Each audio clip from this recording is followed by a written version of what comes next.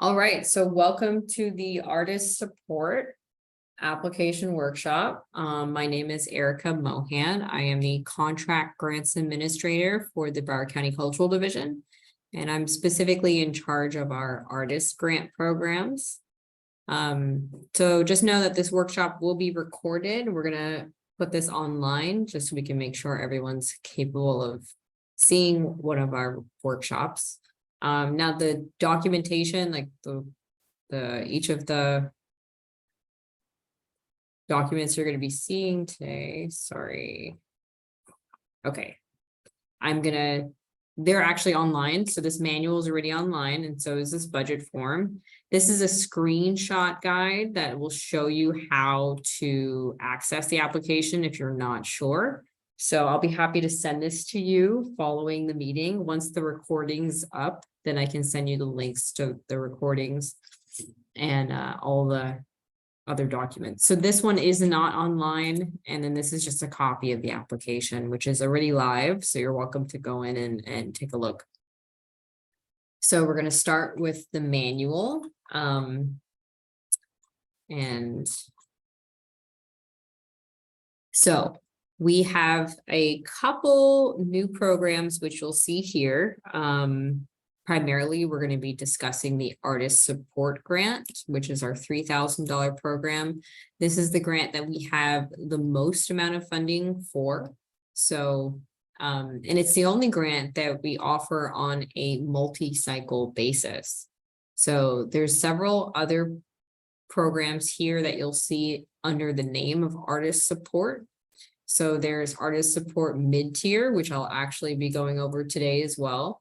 And then there's our Artist Support Regional Grant, which this is going to be reserved for a different workshop. So just know I'm asking everyone to stop their videos. So actually, I wonder. Okay, well, anyways, we're just going to get started. So I'm going to come back to this flow chart because it's a little confusing, right? So we're just going to talk primarily about artist support right now. So what is the Artist Support Grant? The Artist Support Grant pretty much is a grant that provides direct funds to individual artists of all disciplines for projects that include a public event. So when we say all disciplines, we mean that you could be a visual artist, you could be a literary artist, you could be a painter, you could be an actor, you could be a performing artist, a musician, an illustrator. Like, the options are endless. So that's why we specifically say all disciplines. And especially as new art is being made, we didn't want to limit this grant to any specific art forms. That's why we say all disciplines. Now, it also says for projects that include a public event. So the reason why an event is a requirement for the grant is because we're dealing with taxpayer dollars. Whenever you're dealing with taxpayer dollars, there always has to be something that's supplied back to the taxpayer.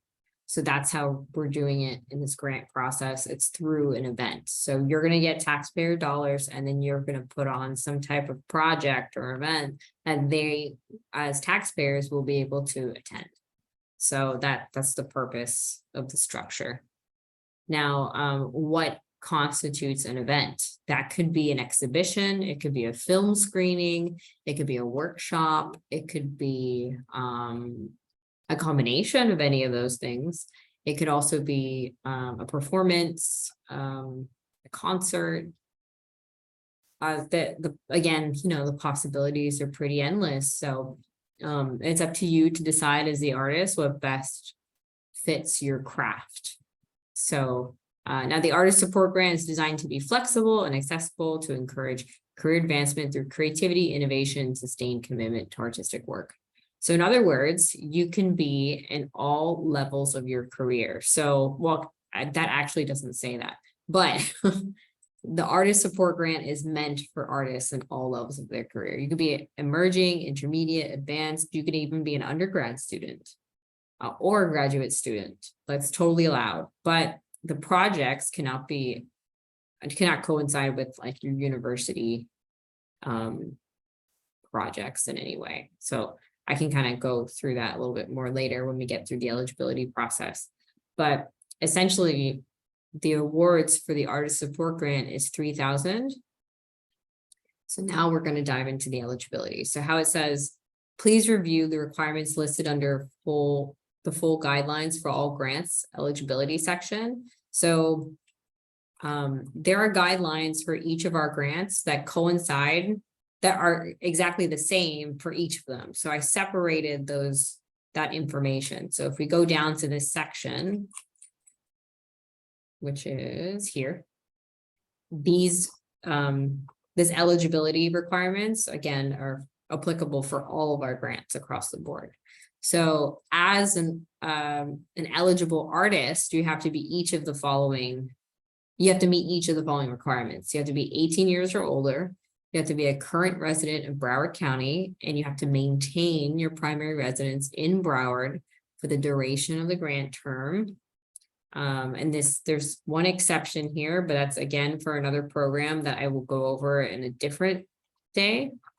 And 2 forms of documentation are required. So you have to show your driver's license and a utility bill of some sort, or a bank statement, basically that has the same legal name as what's on your ID and the same address, as well as the date has to be on the bill, and it has to be from the past 3 months.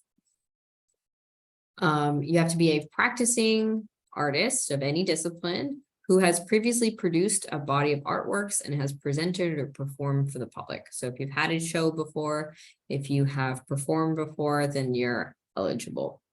You cannot receive another cultural division grant as an individual in the same year.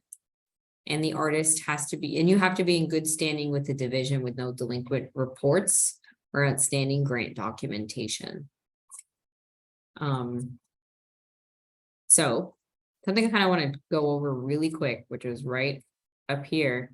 So again, we have our artist support grant, we have our mid-tier grant, our regional grant, our innovation grant, and then it's like for grants and programs, one of our new programs is the artist residencies. So today I'm going to go over artist support, mid-tier, and the residencies.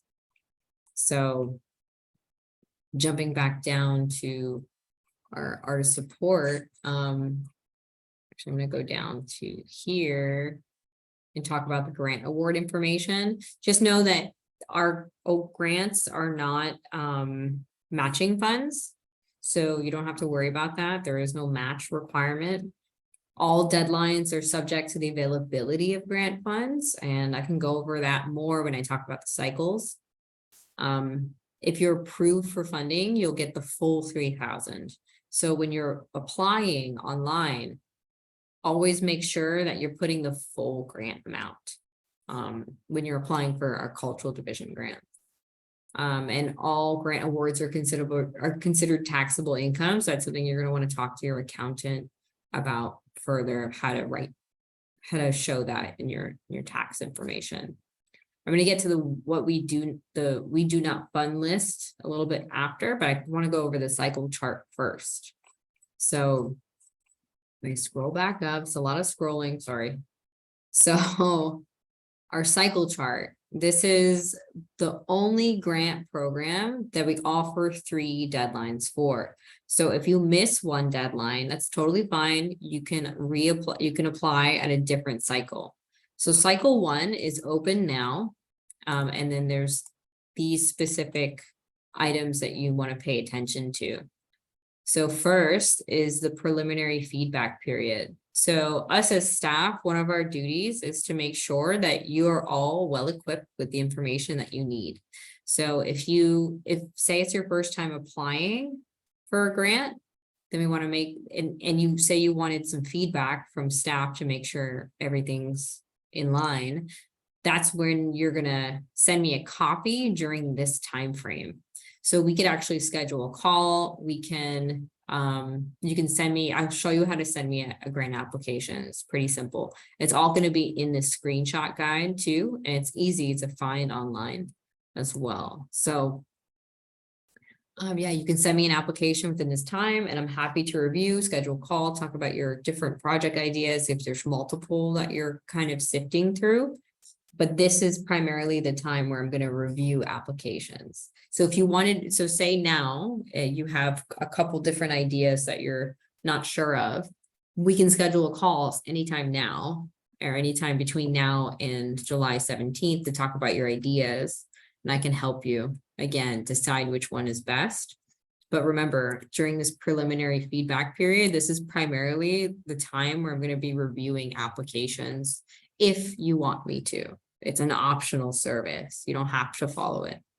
Now, and I'll talk more about that when I go over the flow chart.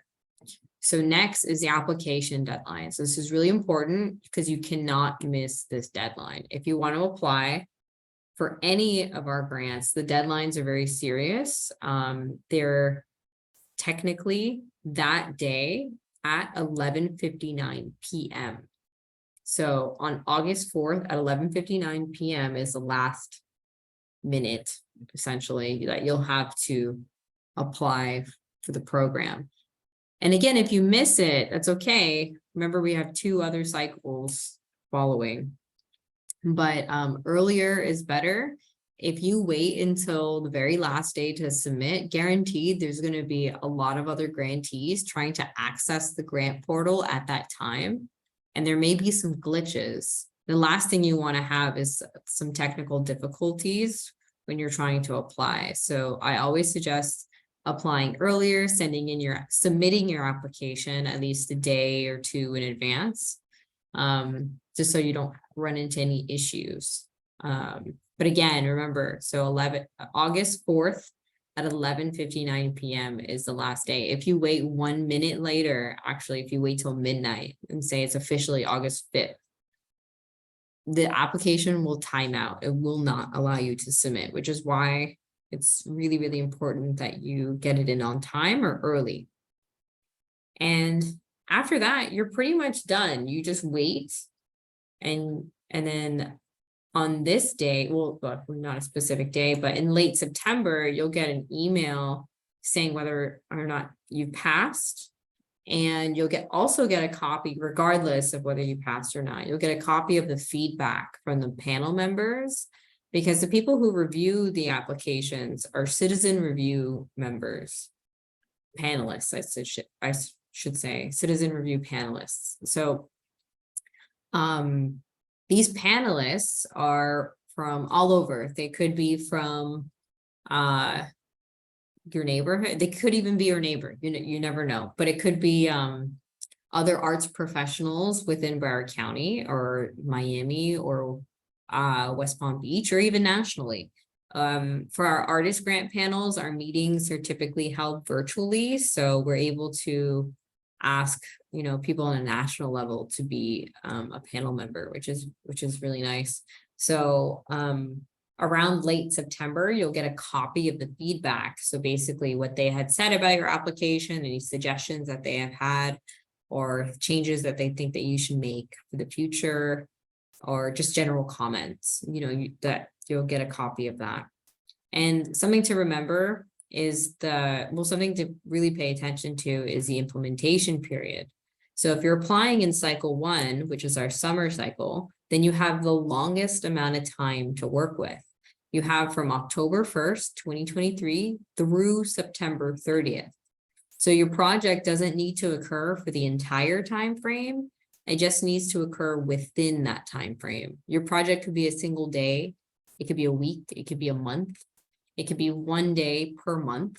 It's really up to you to determine and decide what best fits your needs and the content of your project, also the availability of the venue.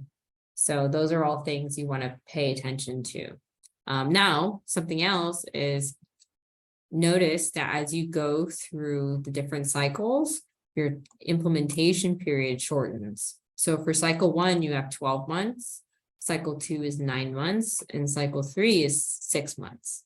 So just when you apply earlier, you have the most amount of time, but it's okay if you don't have all your ducks in a row right just yet. That's totally fine. I highly suggest working those things out to the best of your ability. And then you can always apply in cycle 2 or cycle 3. So now, before I get into the review criteria, I want to talk about what we fund, what we do not fund, what you can use the funds for. So we're going to go back down and we're going to look at what we do not fund. Okay. So a project cannot receive funding from multiple division grant opportunities with the exception of artist residencies. So you can't get the artist support grant and the artist innovation grant. You can only apply for one. So if you wanted to go for the innovation grant, which only has one deadline per year, and it's only has a very strict, totally different eligibility criteria. So if you wanted to go for that one, you should go for that one first. And then if you don't pass, then you can apply for cycle 2 or cycle 3 of artist support. So, but you can't get both. Just know that. I'm just giving that as an example. Now next it says 501c3 nonprofit and for-profit led projects. Artists cannot submit on behalf of an organization. An artist organization can only be involved in an in-kind capacity. So you can't, if you miss the organization grant deadline, so say it's program support, then you can't use artist funds.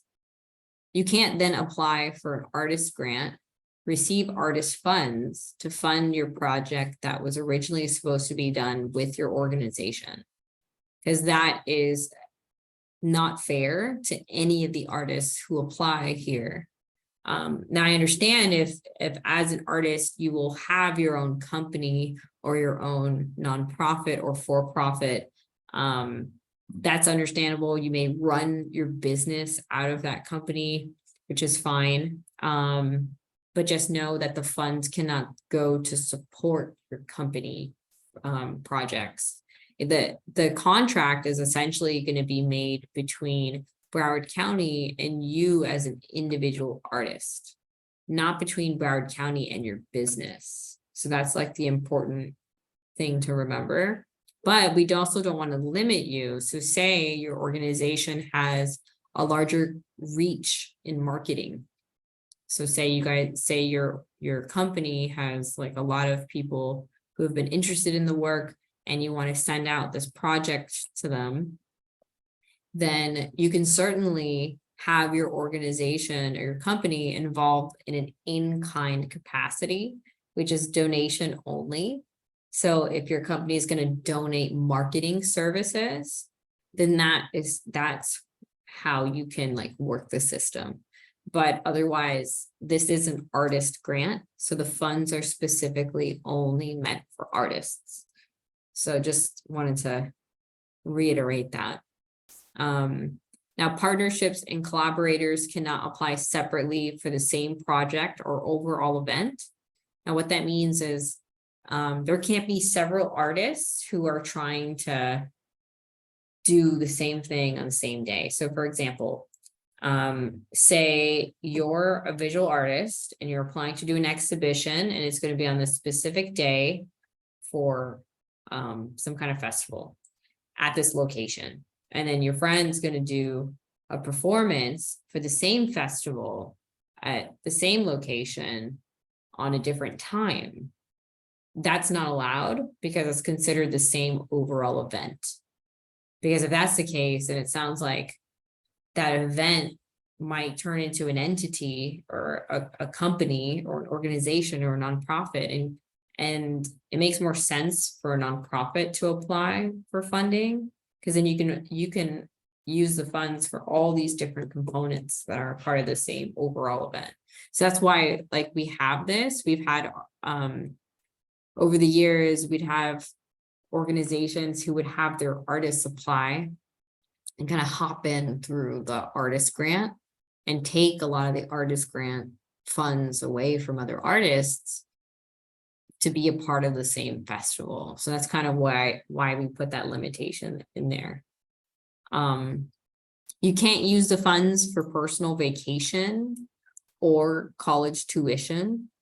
You can't use the funds for university student shows, but say you are a university student and you want to do a show outside of your university, somewhere within the community of Broward, that would be an applicable way of using the funding. But it can't like be at your university and it's a part of your senior show. Like that's not allowed. You can't use the funds for any kind of commissions or political advocacy. If the project's main intent is for fundraising or charity, we already fund charity organizations. That's what 501c3s are. So if you say you're coming in with the project and you say like you're advertising it as charity event for I don't know, saving the planet or something, like that's that organization who was, I'm not giving you a good example right now, but essentially we fund charities already. So it makes more sense for those charities to come to us with artistic programming ideas. And then from there, we can fund charity and then they can pay for these artistic programming things to occur. But say you're having you're having an exhibit and you want to sell the proceeds of your work. If you do end up selling work, then you want to donate those proceeds to a charity, then that's totally fine. That's not the main intent of your project, is not for a charity in that case. It just means that what you're doing with your money after the fact from selling your own work is you personally want to donate to a charity, which is totally fine. And we should not have any say in that matter. Now, the presentation of another artist's works where the applicant's work is not the primary content, including curation or archiving. So the reason why we say this is because you, as the applicant, the panelist is going to be reviewing your work, your artistic history, your resume, your work samples. They're evaluating you as an artist, not this other person that you're researching or that you want to do research on. They want to know what your work is. And that's why it's really important that your own work is a part of the project.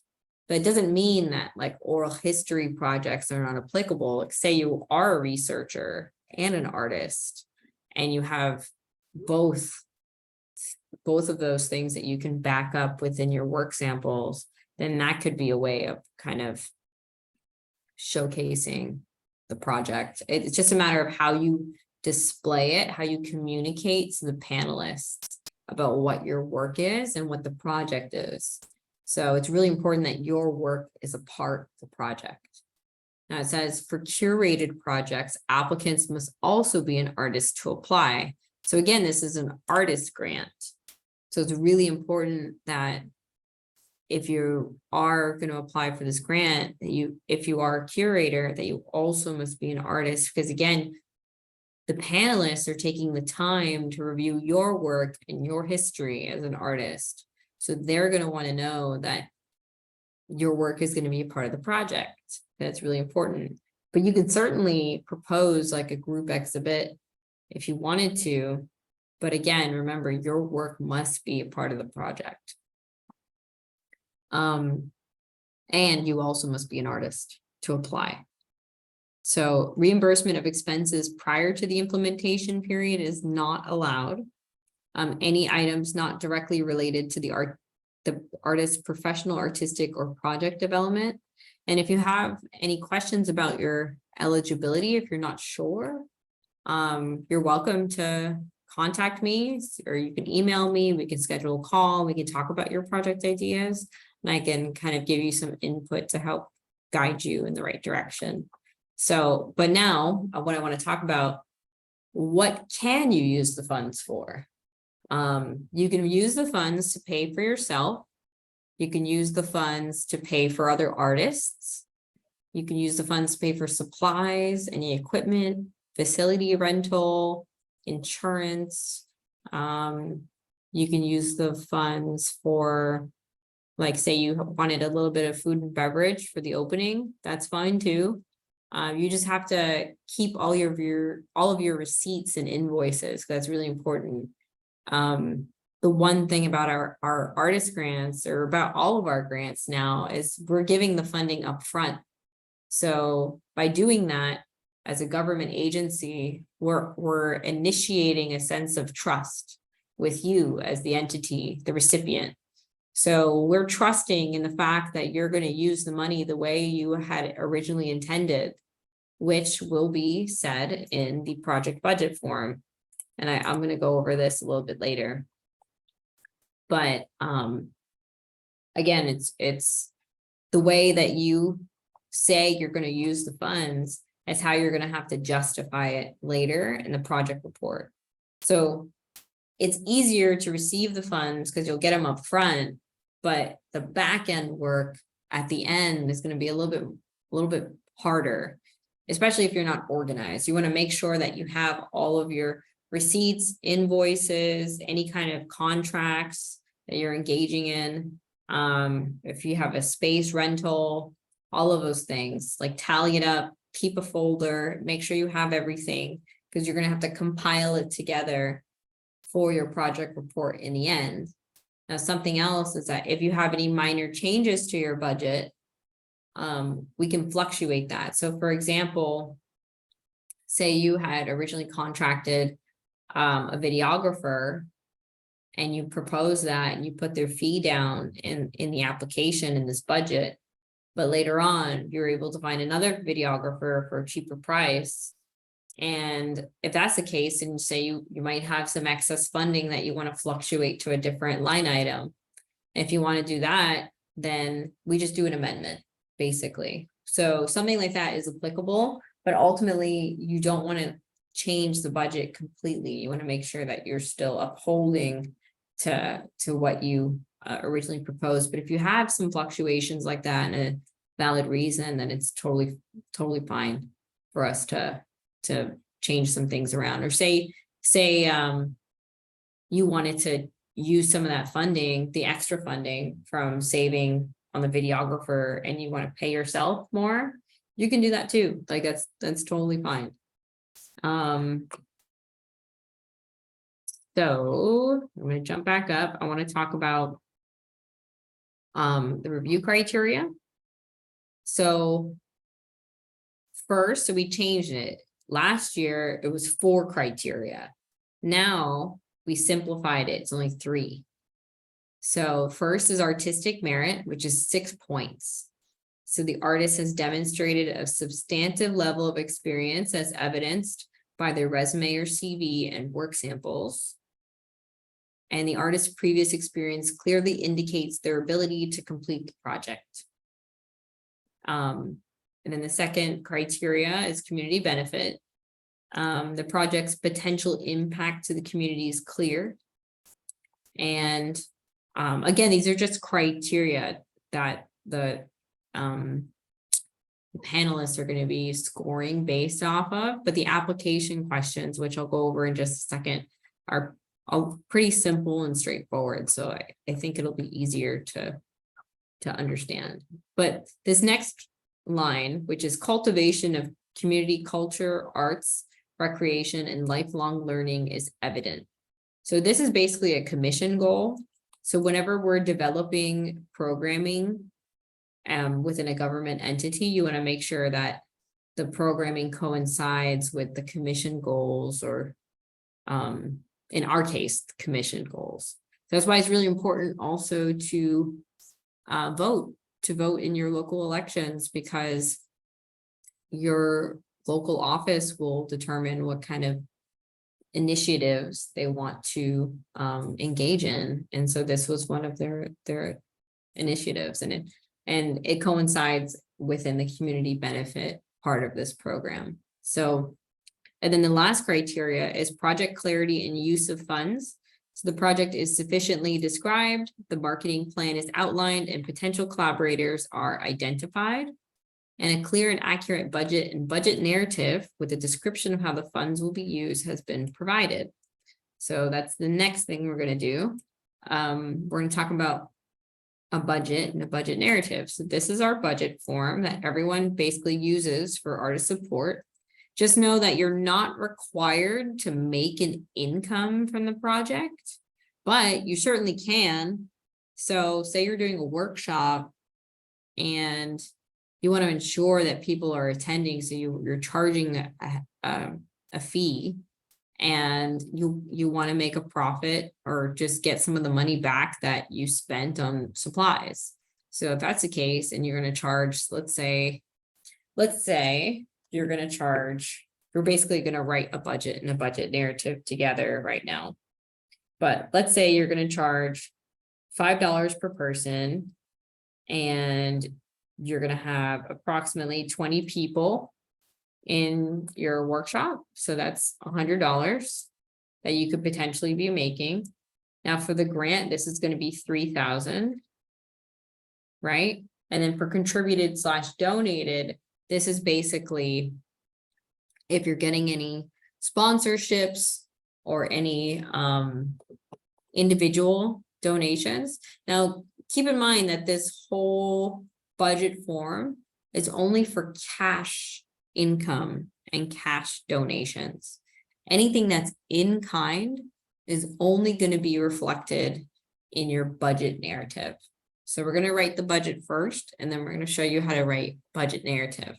So contributed / donated. Let's say that someone wants, like a friend of mine wants to donate $100 to help support my project. It's great.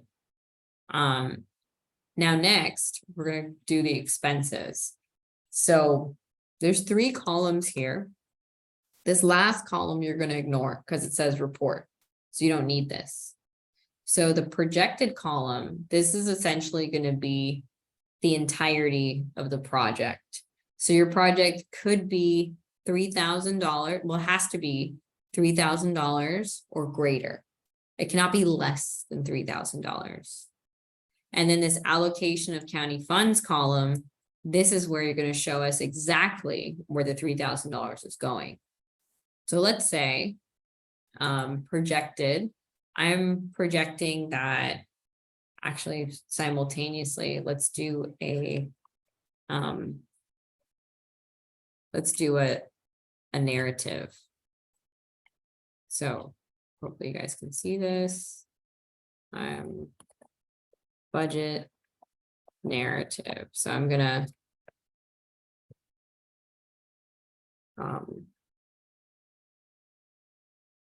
okay.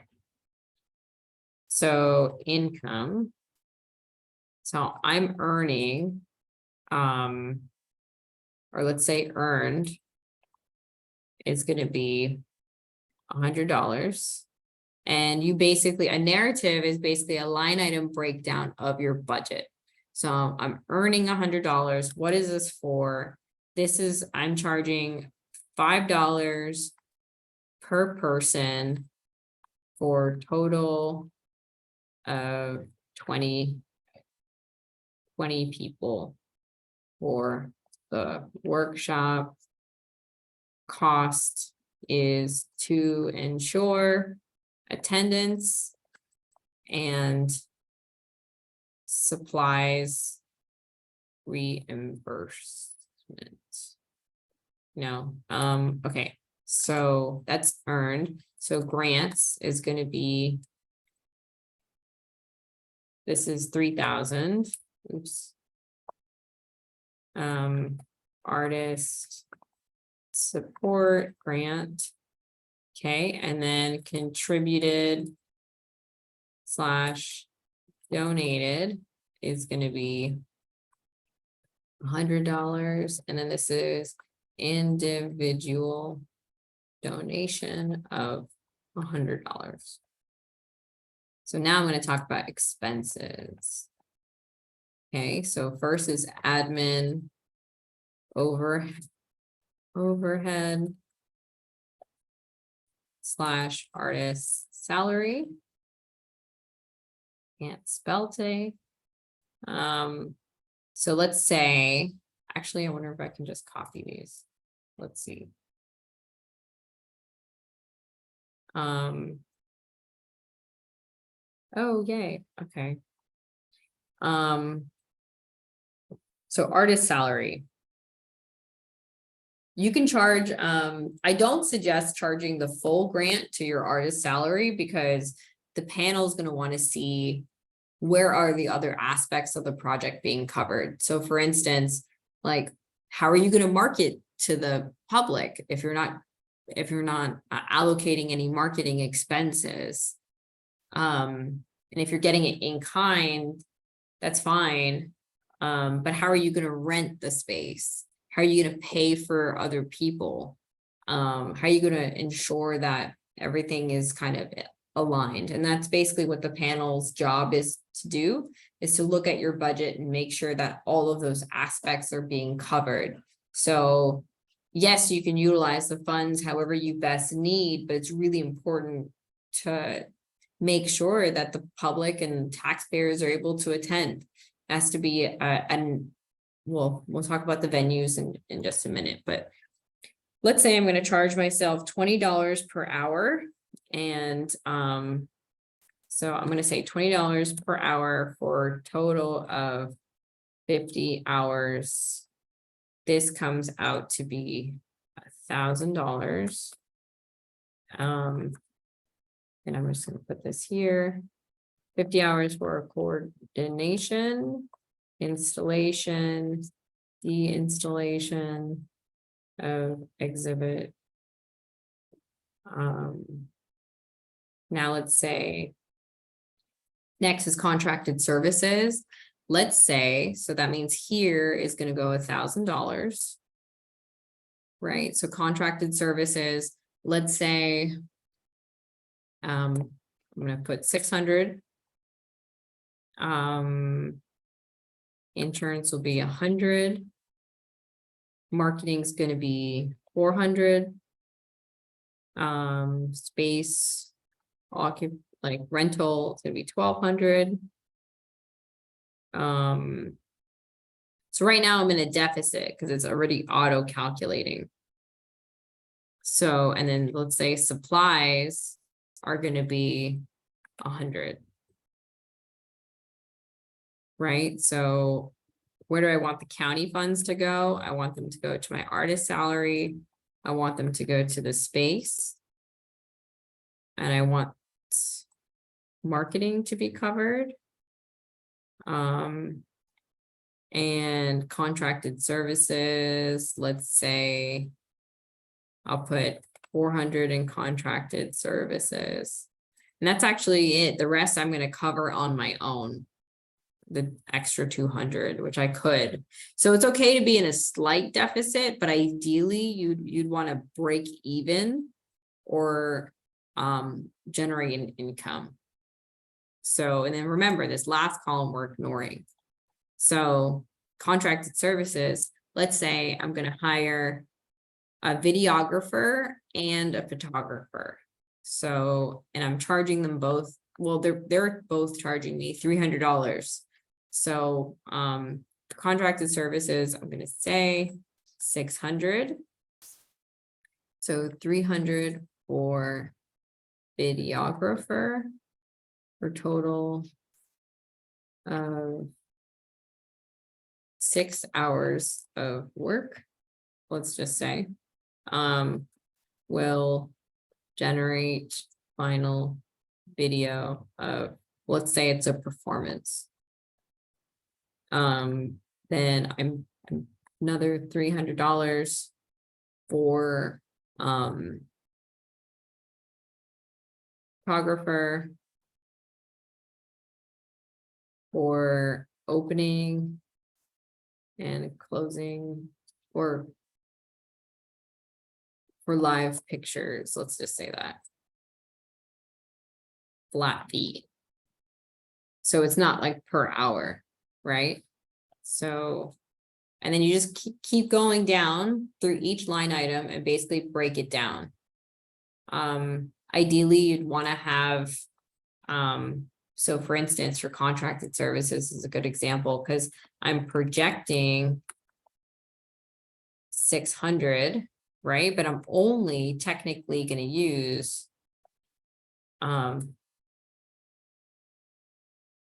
400 of the county funds for that. So hopefully that makes sense. You guys can ask questions in just a little bit. Just kind of want to go over some more things. Now, program wise, some of the new stuff going on that I mentioned is our mid-tier grant. So our mid-tier grant is technically only applicable for our previous artist support grantees. So the reason why we made this program is because we wanted to provide a path for growth for our previous grantees. So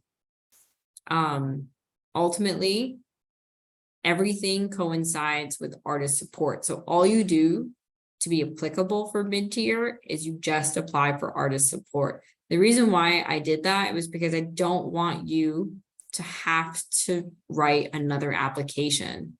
Mid-tier is 5,000, not 3.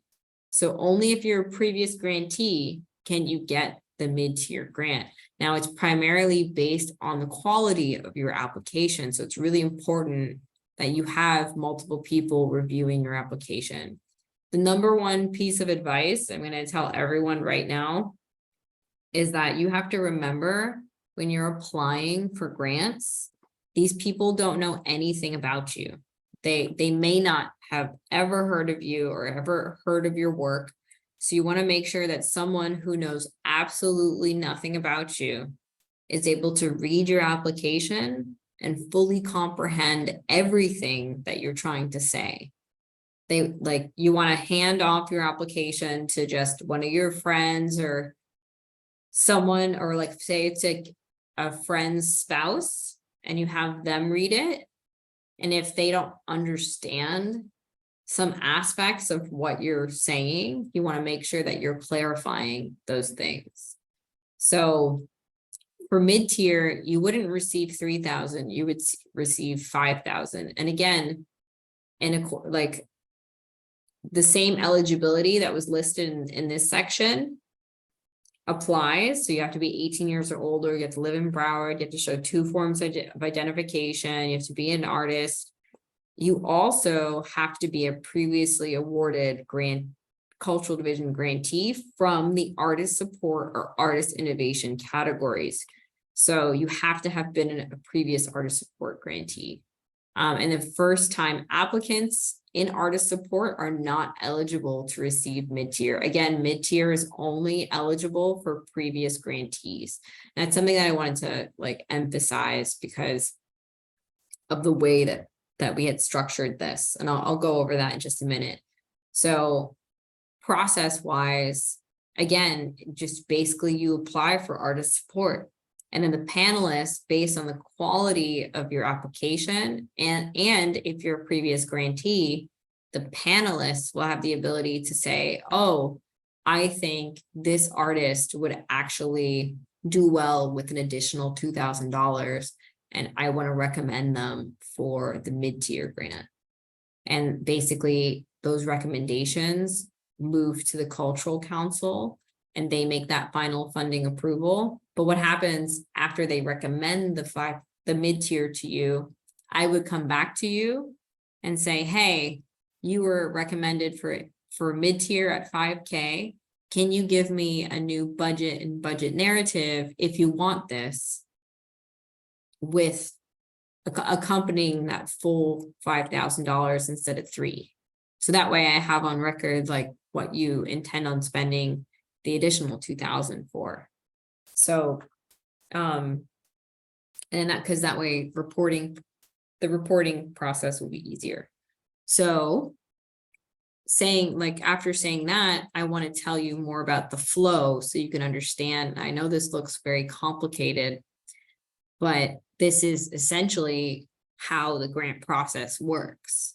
So I think understanding what that process is will actually help you navigate it. So right now you're all here, you're at this application workshop, and this is an optional workshop. So it's really good that you're taking the initiative and you're learning about the program on your own. So after this, we have that preliminary feedback period, remember? So if you need some assistance on your application, you're not so sure of its strength and quality, you can send me a copy and I'm happy to review and give you some feedback. And you can make those changes prior to the deadline. And then the next thing after that, again, is to apply at the deadline by 11:59 p.m. After that, I review all the applications for technical compliance, basically to make sure that you're eligible and to make sure that you're meeting all of those basic criteria and your attachments work. And then after that, if they don't work, I may have to tell you to reapply in the next cycle. That is a possibility. So you really want to make sure that all of your information works. And I'll talk about attachments in just a little bit. But after I review, I basically send them to the panelists. The panelists will have 1 month to review all of their applications, all of the applications. And something else I want to say is that if you want to be a panelist, you certainly can. So that way you'll get the experience of not just applying, but also what it means, or what the work a panelist has to do on the back end. How are these applications reviewed and discussed? So you can see what that's like. You can be a panelist if you'd like.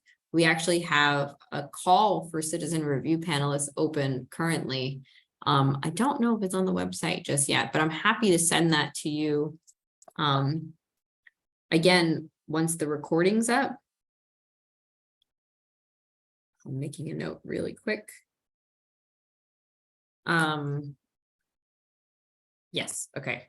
So I'm happy to send you that link to the panelist application, and you're welcome to apply whenever you'd like. It'd actually be there will be no deadline for the panelist application. It should be open indefinitely, so you can apply whenever you'd like. But basically the panelists will have a month to review. And something else I wanted to mention is that we actually pay our panelists. So each panelist will technically have to take a day off of work to sit for the panel review. So we pay $300 stipend for your time, because essentially you may have 26 applications to review. Hopefully it's not 50, but you never know, really. But then after that, we basically have our panel meeting. So in the past, our panel review meetings used to be in person. So the artists would have to come to the panel meeting, and then they had to talk about their project if the panelists had any questions. And it was like an open public process. But from what we learned about that process is it actually put a lot of burden on the artists. The artists felt like they had to defend their ideas like a dissertation. And we don't want you to think of that as work. We definitely don't want you to feel that way. So that's why we removed that public panel process. But it was also for the panelists too, because they felt pressured in having to change their scores for a certain reason, or pressure from the artist. And basically by having the panel meeting just between the staff and the panelists, it actually makes things a little easier. So again, you want to follow that advice I mentioned, which is basically to have someone who knows nothing about you or your work to review your applications to make sure it makes sense. It may make sense to you, but it may not make sense to someone who knows nothing about you. So you want to make sure that you're covering all your bases.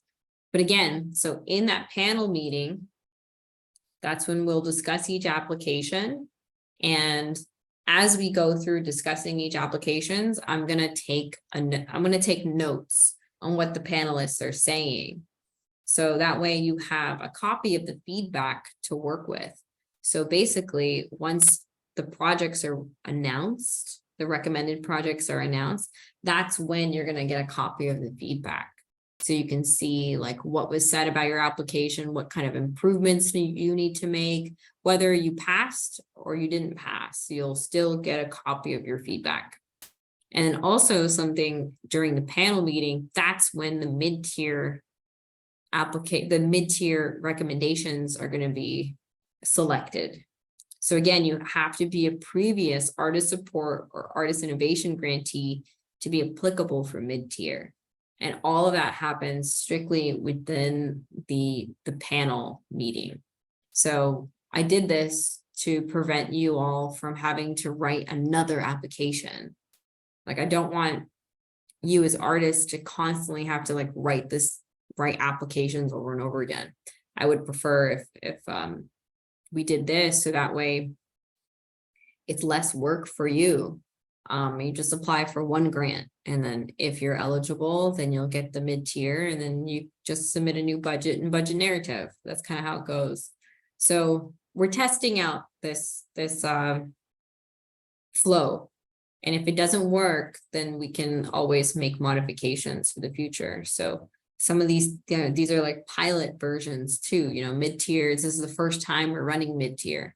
We've never done it before, so we'll see how it goes. And if there needs to be improvements for years to follow, then that's our job. We're always supposed to evaluate, not stick to the same things over and over, and see if something's working, get feedback from you to make sure that your process on your end made sense.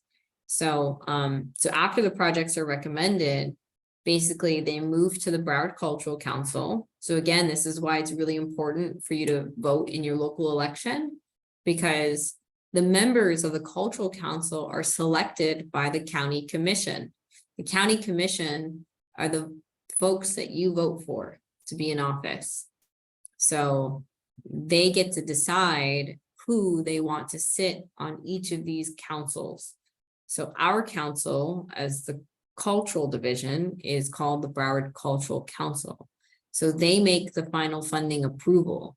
We just bring them ideas. They make the funding approval.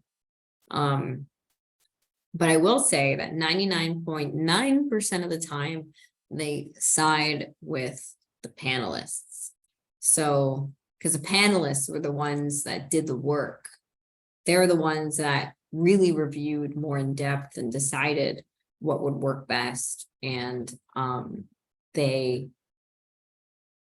that's why the Cultural Council will almost always approve what the panelists say. So anyways, after that, we have an awardee meeting and we talk about agreements, because the next step would be for you to sign your agreements.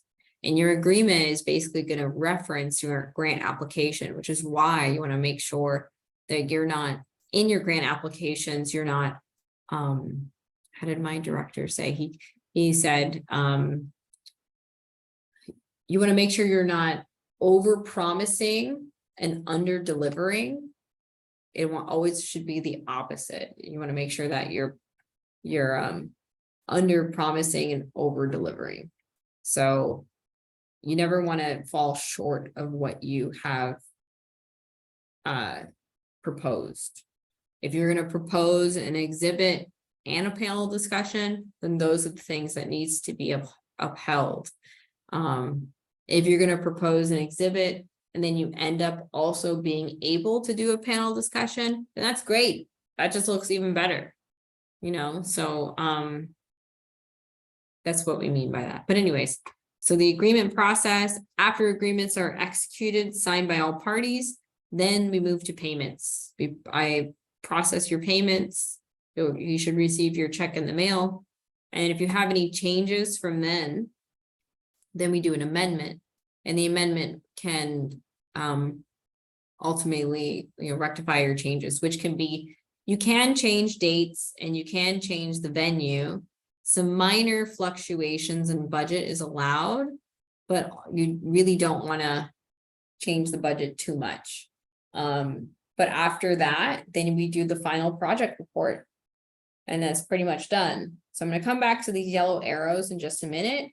I first want to talk about what they're for. So now I'm gonna jump down. So we talked about artist support. We talked about mid-tier. Now I'm gonna talk about the residencies, and then I'll open it up to questions after. So artist residencies. This is a pilot. This is the first time that we are engaging in this.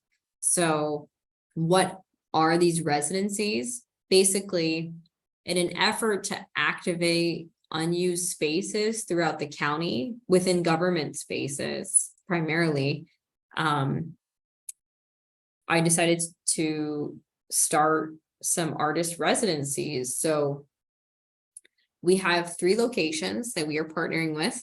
One is the main library in downtown Fort Lauderdale. If you have been to the main library previously, you should be familiar with, on the first floor, there was a space and it's been gated for all these years and it hasn't really been opened. And it was called the Cultural Information Center. So we've actually gutted the space, and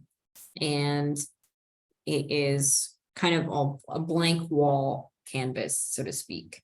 And we want to have artist residencies. I'm working with the libraries division, and basically the process will be through the grants department, through the artist grants. The reason why is so that way each of these agencies don't have to worry about vetting the artist. They don't have to go through that work.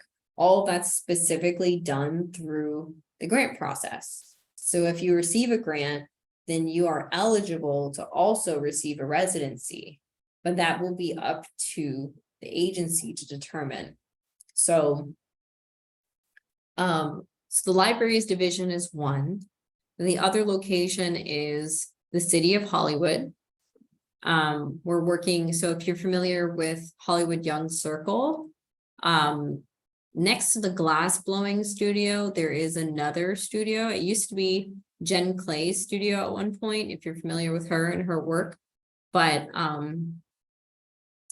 that studio is now going to be an artist in residence. And each space will have, like, so libraries or Hollywood or our Parks and Recreation division, I'm still working with them to determine the exact location they want to use, but each space will have its own capabilities. So for example, the location at the libraries does not have a sink. The sink you would have to like walk to in a different part of the library. But for the city of Hollywood, if you get that residency, you'll actually get a set of keys. So if you get a set of keys, then you'll be able to have 24-hour access to the studio. And that does have a sink. And it's like a warehouse, kind of. Like there's a bay door and stuff. So, and then the Parks and Rec department, we still haven't determined which location yet. I think we're just waiting to see if we get approval for funding for this, for our residencies, which I'll find out sometime this month.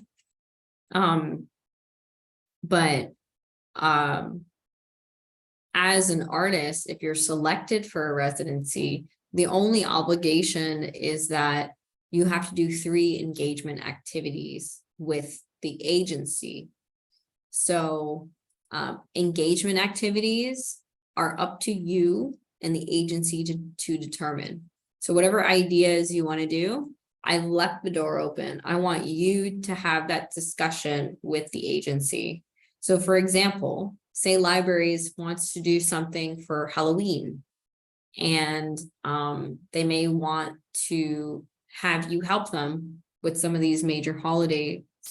And so maybe that's your engagement activity. You come up with 3 art projects for kids, and within the space or within a different space of a library, related to each of the holidays. That's a possibility. So if you get the residency, you'll get an additional $2,000. So for example, you could get artist support at $3,000, and then you could get an additional 2,000. So you'll get 5,000. Or say you get mid-tier at 5,000, you can get an additional 2,000, so that's 7,000. So the purpose of the additional support is to help cover any kind of costs that you may incur from the residency. Say you have to pay for insurance, for the use of space, or say you have to pay for some materials to put up your installation. But I've gotten a lot of really good feedback so far, even though we haven't started the residency. And I'm hoping that we get a lot of traction, a lot of people interested. So the way that we're going to be able to determine if you're interested in a residency is on the application. There's a question that says, are you interested in a residency? And the residencies are each 3.5 months long. So that's how much time you'll get in the space. Now, the time frame that I've kind of laid out, we're not limited to this time frame. It's really up to the agencies, and I try to scope something out so that it would make it easier for them to determine. But again, it's a 3.5 month residency. So the first artist for each of these spaces will, technically be in the space from November 1st, 2023 of this year through Valentine's. And then we have a 2-week breakdown. And then the requirement is 3 engagement activities. So then the second artist would come in from March 1st through June 15th. And then we have a breakdown space. And then again, our last artist. So, yeah, technically you could get this in addition to your grant. So this is not a grant. This is considered an artist program. So it's the artist grants manual. And the reason why it's a program is because it's functioning out of the grants programs. You have to be a grantee to get the residency. So just know that. So, and again, the initiative is basically to enable artists to create and exhibit within a collaborative environment, foster new connections and exposure to the Broward County residents, and work together with government agencies to establish common goals and programming for engagement activities. And again, I'm leaving that door open of what those engagement activities are. It's really up to you to determine. So now I'm going to jump back up to the flow chart. So that's where these yellow arrows come into play. So basically, after the projects are recommended by the panelists, and after the Cultural Council approves them, then I send that same list to each of the agencies. So the agencies will have some time to review each of your work and your background and your applications. And from there, we'll have a panel meeting. And then after that panel meeting, I'll have a panel meeting with each of the agencies where they get to determine who the artists are that they want to put in the space. And then from there, I'll come back to you and let you know, hey, you were accepted for this residency. Would you like it or would you not like it? If you want it, then we'll do an amendment for the additional funding. And then from there, we'll do a final project report. So again, because you're getting the funds up front, you'll essentially get that the residency funds up front as well. You still have to report back on what you're using it for. So if you wanted to use it primarily for your own cost because of all the engagement activities that you're doing and all the work that goes into that, it's totally fine. You can do that. And we will have a way to justify it because of the engagement activities. So something I also want to say is that if you do get a residency, then whatever you decide to do within the residency, it does not need to be related to your grant at all. It could be totally different.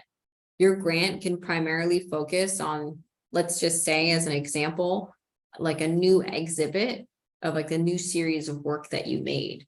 But the residency, you want to focus on some type of community engagement program that you've developed, and say you want to install within the space like a previous installation that you've made. You can do that.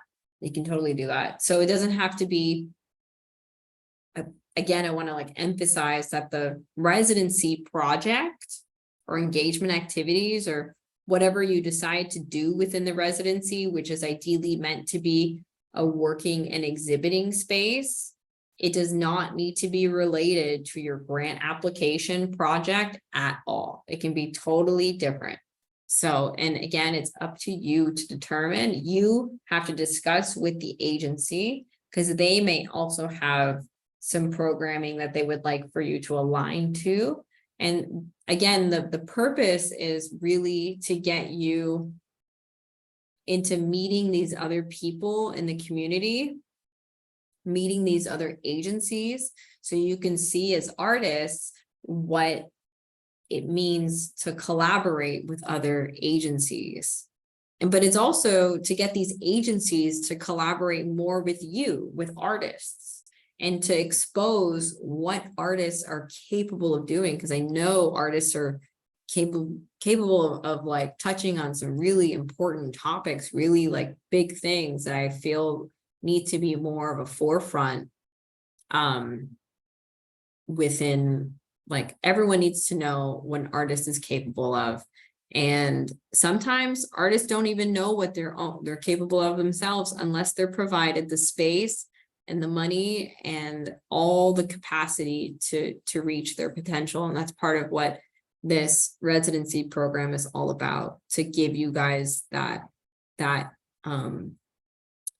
agency. You know, we want you all to have a seat at the table when discussing what's happening within the county. So if you get to work with libraries or you get to work with Hollywood, then over time, Hollywood will develop a relationship with you just by the residency. And then from there, in the future, say they decide to make some other event or something that they have going on, and they think of you and they're like, oh no, we can hire this artist to be a part of this event, or we can hire this artist to do this and do that. So the whole point is really to provide agency for you all and expose these agencies to what you can do, so we can get more funding to support what you do. So if that happens, if we get a lot of traction in our residency program, then basically that's going to be part of what I use to fight for more money for you guys, so I can raise that stipend. So it's not just going to be $2,000 in the future. It could be 5 or 10, or who knows, you know, or like there could be many other locations. The residency program could eventually evolve to be beyond grants or beyond like what I see currently, you know. No one knows, like, so that's part of what having everyone apply for is, so we can fight and tell the commission this is the amount of traction and applications that we're receiving in this program, so therefore we need more money to support artists locally. So that's our goal. So now something else I really want to mention, I'm going to go through all the other stuff in just a minute, but this grant application, but not application, this entire manual, I went to a conference in October, and it was with grant makers in the arts, and I was really inspired and decided that I didn't want to do this solely. I didn't think it made sense. I'm making programming for artists. Yes, I am an artist, but I need to have more people who have gone through the application process. I need to have more of their feedback in this process. And so I hired 5 artists, 5 of our innovation artists, who are all from completely different backgrounds and different mediums. And we went through the entire manual, all the review criteria, all the application questions, all the funding, like what we do not fund list, all of that stuff. And we revamped it so we can make programming that is made by artists for artists. So that's that's the incentive of what we're trying to do. We don't want to just be, we don't want our programming to only be made by programmers. It doesn't make sense. It makes so much more sense having all of you involved in the process so we can make sure everything aligns. So, and then, let's see, I'm trying to think of so a couple other things I want to go over really quick.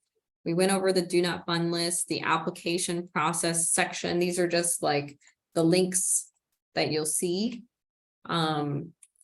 We went over the budget and the budget narrative, and here are also budget definitions that are according to each line item of your budget form. So it just explains it further. And then it tells you what each of the columns are meant for. Attachment wise, this is something I definitely wanted to discuss. When you're attaching a file, say it's your work samples, we really want to make sure that you're able to showcase all, like, as much work as you can, because, well, curated works, obviously. So let's see, how do I explain this? So there's 3 work sample uploads. So if you upload 3 images, so 1 image per upload, then you have to think that, okay, so our panelists only have these 3 images to base your entire work history off of. And that I don't think I actually think you're doing yourself a disservice by doing that. So I highly suggest that you utilize a PDF. And that's why there's staff recommendations here that say it may be best to utilize a PDF or presentation file that's distilled into a PDF to display your work samples. The PDFs can contain multiple pages of work samples per document, including images, links to videos, audio files, etc. So within a PDF, you can have 10 pages. So if you upload 3 PDFs, they can each be 10 pages, which is 30 pages of work samples. That's a lot. So let's say, for example, you're a multimedia artist, but you have a lot of works that are based in visual arts. Let's say painting, you have a lot of sculpture, and you have a lot of performances, and you want to showcase like the entirety of your work history as an artist. So I think if that's the case, what I would do is upload 3 different PDFs, each relating to each medium. So your first work sample can be all about your paintings, and you can have multiple images of your paintings within one file. Like a series of work, you can have a description of each series and the dates and like the general dates of when they were made. And then your second file can be all about your sculpture work, where again, same thing, multiple images of the sculpture work. You can also have the description, again, the dates, like places that they were exhibited before. And the last work sample is going to be all of your performance work. So say your performance work, you have video samples. Well, instead of uploading a single video, you can upload that video to, say, YouTube. And then in that work sample, you can put a link to your YouTube video. And remember, so our videos can only be 5 minutes each. So instead of editing the video down, let's say your video is 10 minutes, instead of editing it down, within parentheses, you can put in a 5-minute time frame. So you can say, okay, watch from 5 minutes to 10 minutes. That's where I think best showcases the work. And you can have a description of each link. This is what I did here, for what reason. So that way you're like fully describing your work history. So that's what I highly suggest. Rather than uploading a single video, you're uploading links to things. You can even do links to publications if you wanted to, so the panelists can see like your history as an artist a little bit more. So there are also ways to make the file more presentable, and it could be done through like PowerPoint if you wanted to do that. But if you don't want to, it's really no problem. Like you can use a Word document and just drop in images, drop in links, drop in like descriptions. That works just as well. But remember, the Word document has to be a PDF. So you just export as a PDF. So I highly suggest utilizing PDFs for your work samples. If you have the capability of making it a nice presentation file, you can do that, but really just know it's not a limitation. It's not, you're not going to get scored differently, like because it's not a review criteria to have work samples like that. It's just based on your work history. It's just to help the panelists understand your work more. So that's why I highly suggest a PDF, and I wanted to emphasize that in this workshop. And sample questions, these are some of the questions that are asked, which actually I'm just going to show you. So this is a PDF version of the application, which is already live.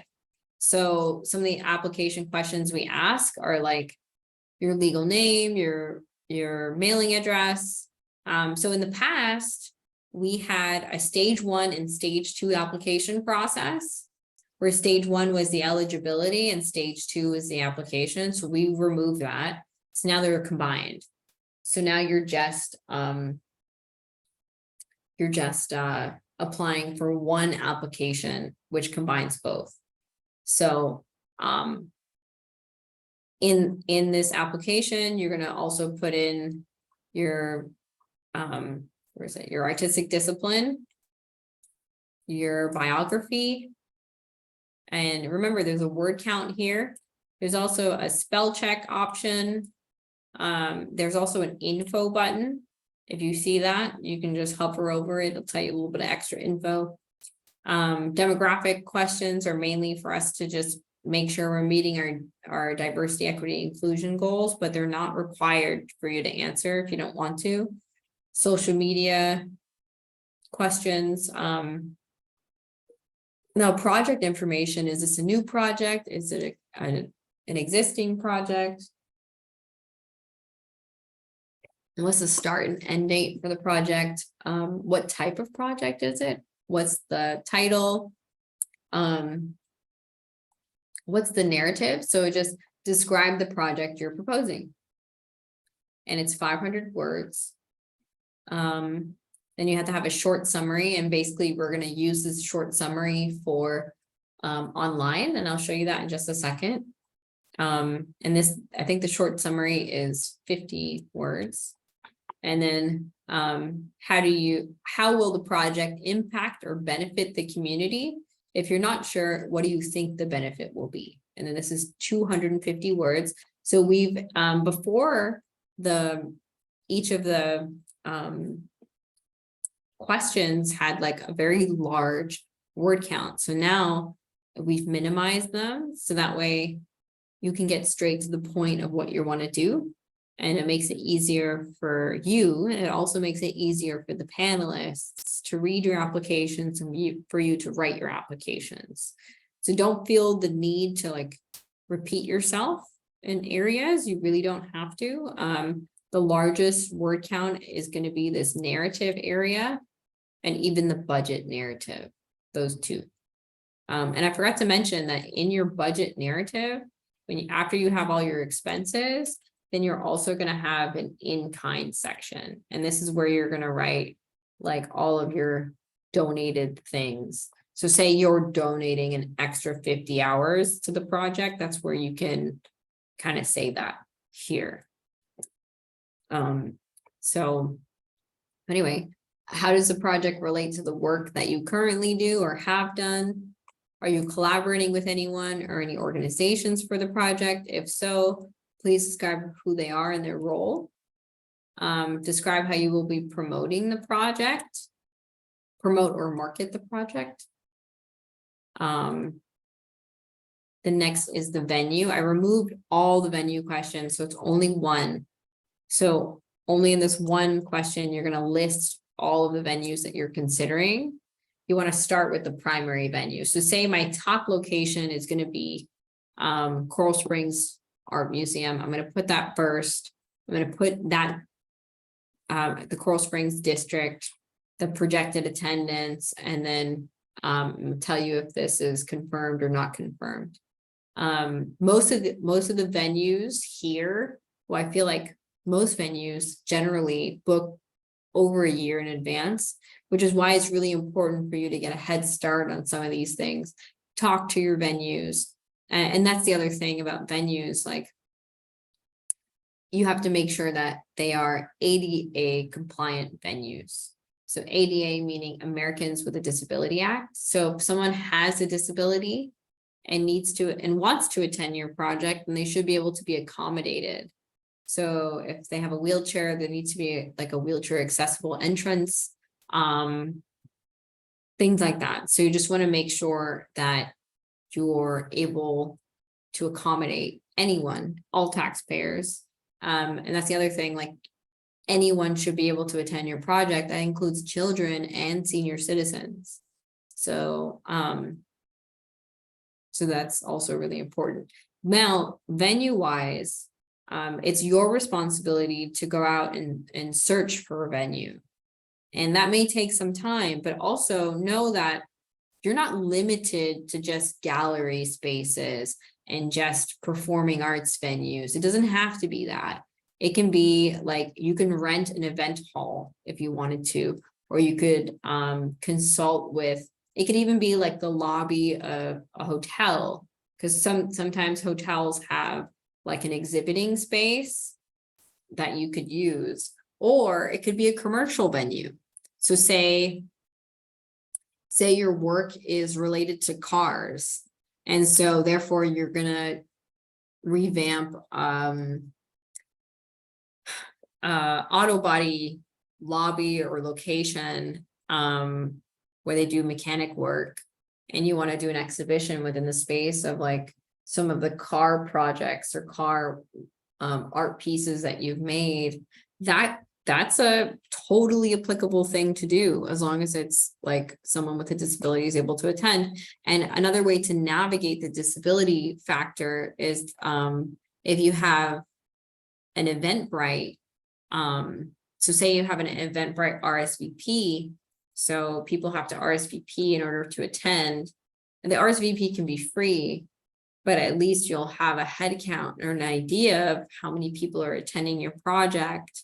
And also within that Eventbrite, you can say, for special accommodations, please call this number, or please let me know, as one of the questions within the RSVP. So that way you're able to determine ahead of time, okay, I have to prepare for someone who may potentially be deaf or may be blind. And then there are people you can consult and talk to if that is the case. So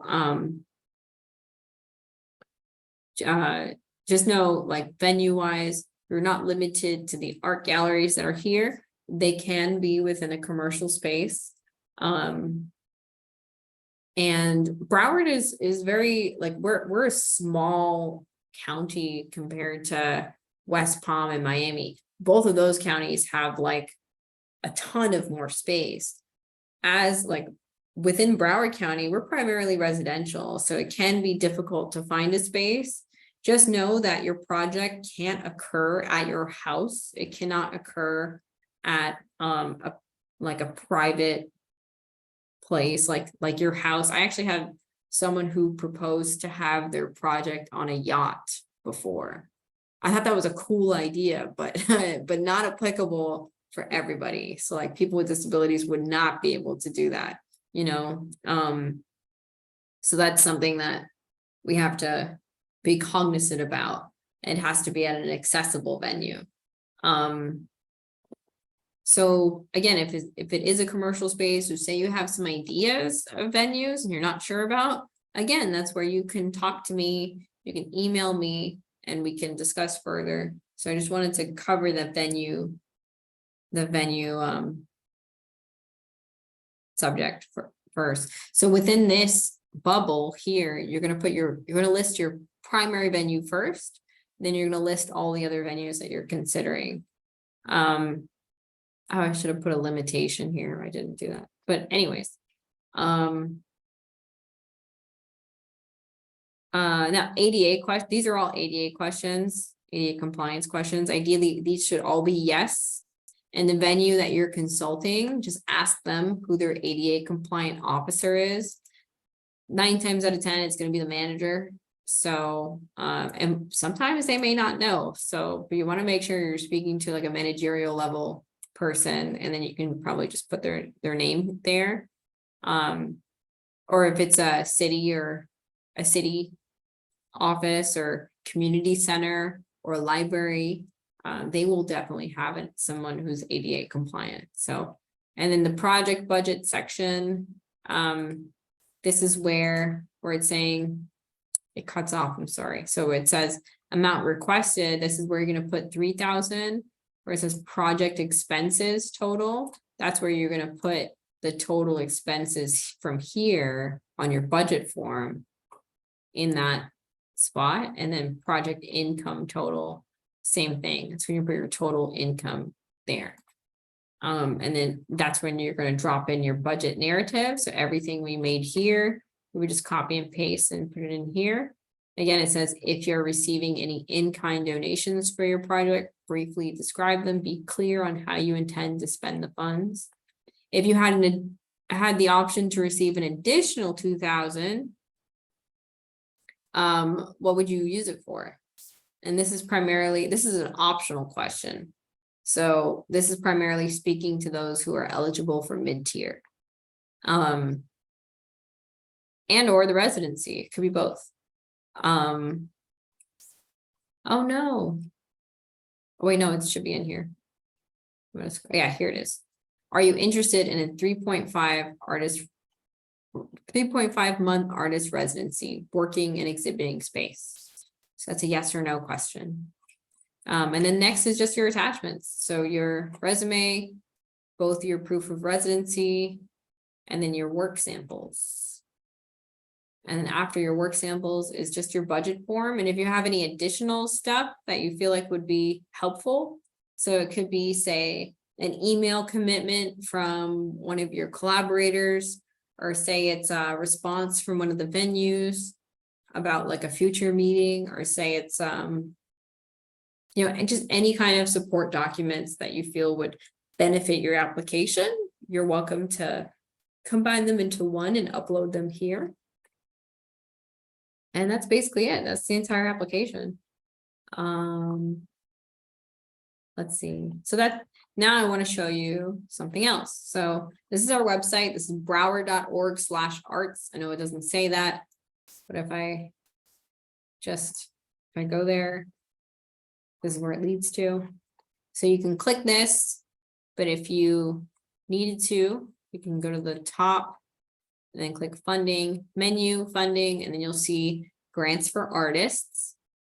And then here you'll see our artist support grant, our cultural consortium grant. So if you're not familiar with this, this is a 5-county fellowship program with Miami. It's primarily run by Miami-Dade County, but 5 counties are contributing to this. And it's Broward, Monroe, Dade, West Palm, and Martin County. Each county puts in a certain amount of funding.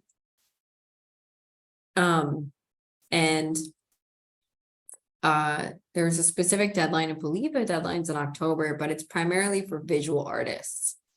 So visual or like media, like film artists. So you have to be of that background to apply.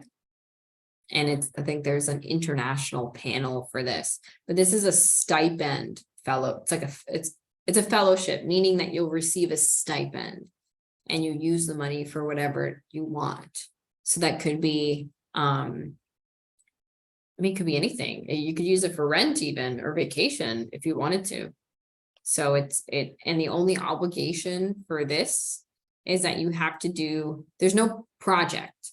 You just have to be a part of an exhibition at a major museum, which is awesome. So it could be MoCA in North Miami, or it could be NSU Art Museum, which I think was not last year's, but the year before.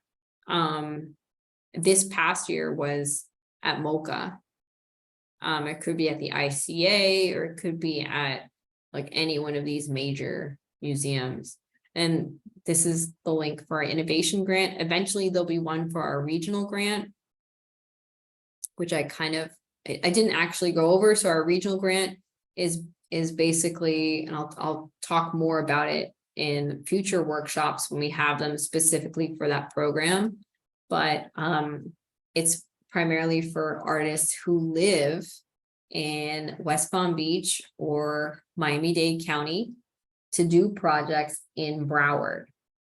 So the reason for that is because we're also, we want to open that door because it's a limited program. It's only for 5 artists. So to give you an example, for this year, for 2023, we funded 72 Broward artists. 10 were innovation, and the other 62 were all artist support. So for next year, we'll have a little bit more funding, so we'll see what happens. But for regionals, that's a new program. So it's a pilot version. And the reason why we want to open that door is because we are South Florida. We're not just Broward County. So artists, we want to see what artists are capable of doing within Broward and how they're able to utilize the space here. But also it's to open the door for Miami to hire you guys. You know, they have a lot more money. It would be nice if they could hire more Broward artists to do programming down there. And the same thing goes for West Palm Beach. So that's kind of where it comes from. Now, so we'll see what happens. We'll see how it goes. And then that will eventually be posted here. But the residency and mid-tier are only for Broward artists. So Broward artists get the most incentive.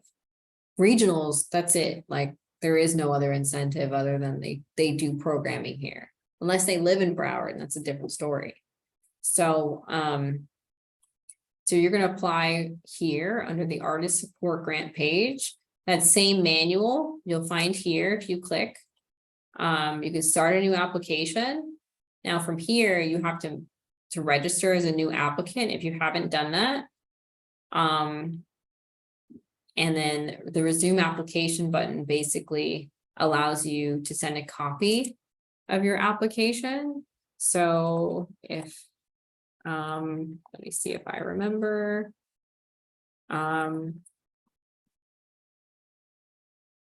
No, password. Let's see. No, okay, I forgot my password. If I remember, I will let you know. But essentially, let's go back here. Go to the screenshot guide. Basically, the way that once you sign in, you're basically, let me show you how to send a copy. Once you create a login and you start a new application, when you hit the resume application button, it'll lead you to a page that looks like this. Okay, so when you save and finish later on your application, and you come back to the website, which is here, and then you click that resume application button instead of a new application. After you sign in, it'll lead you to a page again that looks like this. Now these little icons on the side,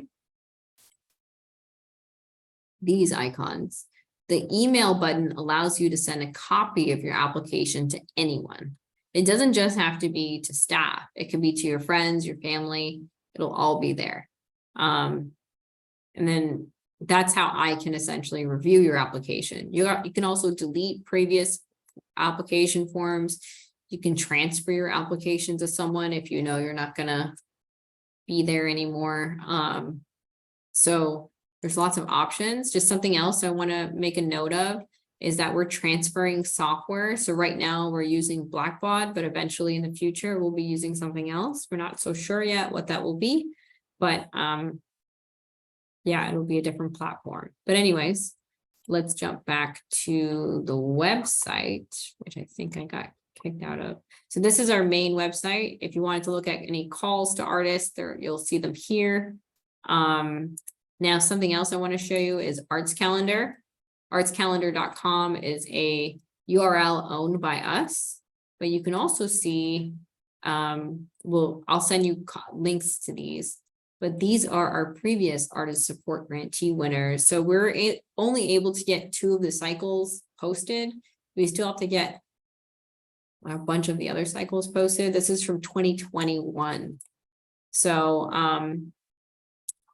this page is supposed to look like this. So there's 3 grantees per page, but instead it got a little, I think the code's a little messed up. So we'll have to go back and do it. But anyways, Jose Belize is one of our previous grantees. He's actually a composer, and he did a project for Earth Day where he took the sounds of nature and he made like an installation. So it actually took place at this place called Mad Studios in Dania Beach, and people could come. And so Mad Studios has a really interesting use of technology. They have a lot of like advanced technology. So his installation was like, he had motion sensors. So as the person like watching, as the audience member, you can move your hand over the screen, or just move your hand in general while you're standing in the space, and you can interact with like images of these elements. So pieces of earth kind of like moving around the screen, or water or fire or air. And as you're doing that, you're also changing the sound of the element or what you're hearing within the space. So it was a really interesting project called Do We Control Nature? So that's just an example. Denica's project is a film on farms in Broward County. So that one's going to be really interesting. Jen Clay, if you're familiar with her work, she's also an Oolite artist, but she does like large textile installations. Darius Daughtry and his project, so he does spoken word poetry, but we have a large variety of artists, like from visual arts to film. Janae did a project on Eula Johnson and the history here in Broward County of Eula. And Dana, she's also an innovation grantee for 2023. She won artist support in 2022. And her project was on like obstructions within like these pipes, these water pipes, environmental protection primarily. Samuel Lopez de Victoria, he does a lot of digital art. So he made a project called Florida Dog, where it was like a interactive virtual reality piece where you could live the life of a dog, which was pretty sick. There's lots of different projects that you can read up on. We have dance, there's visual art again, film, music. So it's all here. I'm happy to send you these links so you can like read through some of these artists and their idea and like what they were awarded on, and you can read more about them and find access to their Instagram pages or social media. And so we're trying to work on this more so we can showcase all of our previous awardees. But I'm happy to send you this once we get our recording for this workshop up. Send you the recordings, I'll send you these links, I'll send you the attachments and the screenshot guide. So does anyone have any questions on anything I've gone over? And I want to make sure I put my contact information on the screen. So my name is Erica again. Does anyone have any questions on anything I've gone over today? You're welcome to unmute, or you can type in the chat. Hi, Erica. How you doing? My name is LCF. Hi. Hey, I had a question about the proof of residency. Mhm. Um, where I live now in Broward, I don't. It has my old address on my license.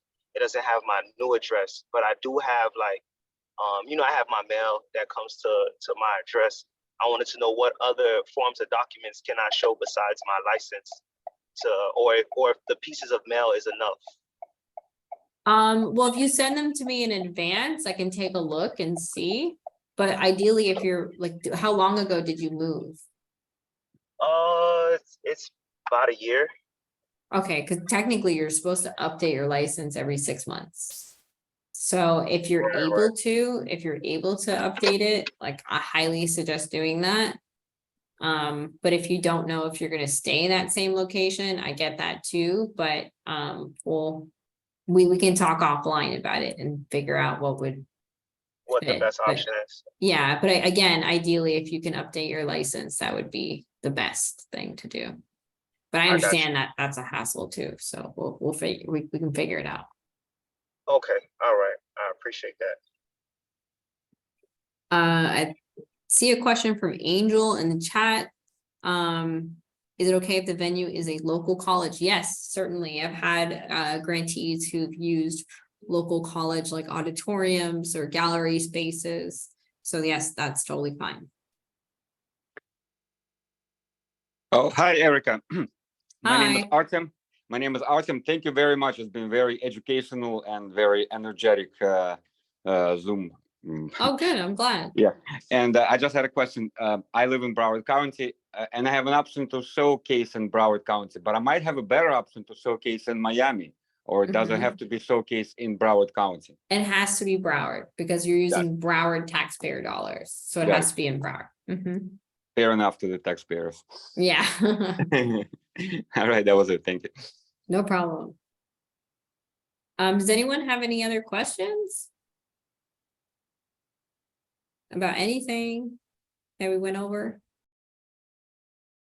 No? I mean, if anything, my email and my number is here. I highly suggest emailing me if you want to talk about your project, or if you want to talk about any ideas or any things that you may feel like would be an obstacle. Please email me and I'm happy to schedule a call. So, I mean, yeah, because if you call me, I may not be able to get to you right away. It's kind of, but if you email, then I'll see that immediately and I'll be able to like email back and we can schedule something. So, any other questions? No? That was a lot of information to kind of go over. Hi, Erica. I'm sorry. I have a question. Sure. My name's Linda. If we like, say we apply and we're doing an exhibition of our work, but then maybe one of the extra events for the community would possibly include other artists. Would that be a problem? Like say maybe you decide for one of the nights to have my work, but then have an artist that does music or spoken word or whatever as an event. Oh, it's totally fine. Okay. Yeah. Right. Especially if it's like within the same space. So like if your exhibit's up and you're gonna have a spoken word poet come in as an additional programming within the same exhibit of your work, and they're just gonna do a spoken word performance, that's totally fine. Definitely very, very fine. Yeah. All right. Thank you. Anytime.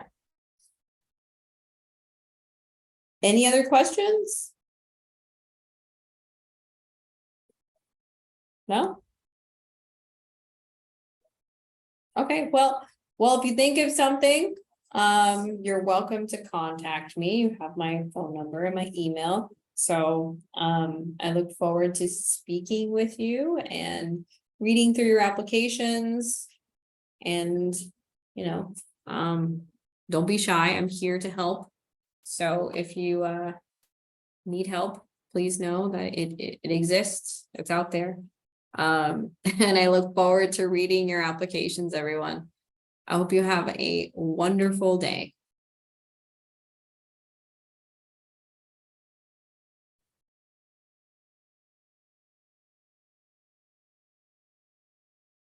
Bye, everyone.